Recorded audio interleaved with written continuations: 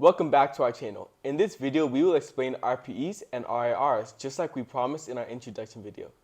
So let's get into it. We'll start with RPEs. RPEs stand for rated perceived exertion.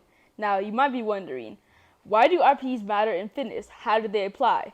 To answer your question, they're basically a way of calculating how many reps you'll do based on your fitness level. You can also say that they dictate how close you will push till failure. For example, let's say you can do 15 push-ups, but instead you do 13. This is RPE 8 out of 10. This means you have 2 reps left until you can do 0 reps. So in other words, how many reps you will do depend on how many you can do. Here's a clip of me doing decline push-ups. It's a long clip, so we're going to skip till the end of the set. This is an example of a set taken till failure. Many people think they're going close to failure, but they're actually far from it. This RPE is 10 and RIR 0. If you look like this at the end of your set, you're going till failure. Now, there's nothing wrong with reps, but we think RPEs are more important than reps. Let me give an example of why. Let's say you can do 10 pull-ups max, but you'll get stronger, and eventually you'll be able to do more than 10 pull-ups. Doing the same reps with the same load over a long period of time will not allow you to progressively overload, get stronger, and more muscular. Here we have an example with me doing seated overhead dumbbell presses. Now, pay attention to how hard it is for me to push the dumbbells up near the end. Notice the speed of the reps are also slowing down a lot. When you slow down on an exercise, it's usually an indicator that you are fatigued. On this set, I have about 2 reps in reserve or an RPE of 8. Now, if you can do 10 pull-ups in a week you can do 11, doing the same reps you did a week ago will not be as hard. In order to more effectively stimulate muscle growth, you will need to do 1 more rep than you did last week, or increase the load by doing them weighted.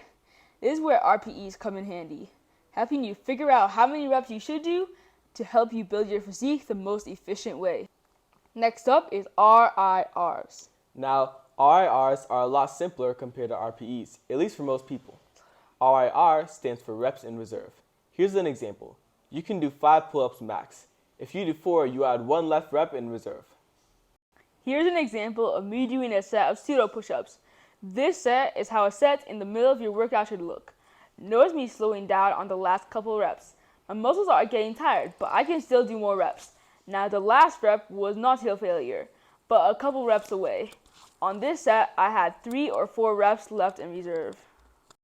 Something we also want to mention is that it's not smart to go to failure on every single set. When you're doing a workout, you should start with some easier sets and eventually go to failure on the last couple sets of your workouts. RPEs and RIRs do the exact same thing. So if you use one or the other, we recommend using whichever you are most comfortable with. Now here's a set of me doing diamond push-ups. Now many people will think this is incorrect form because I'm not going all the way down.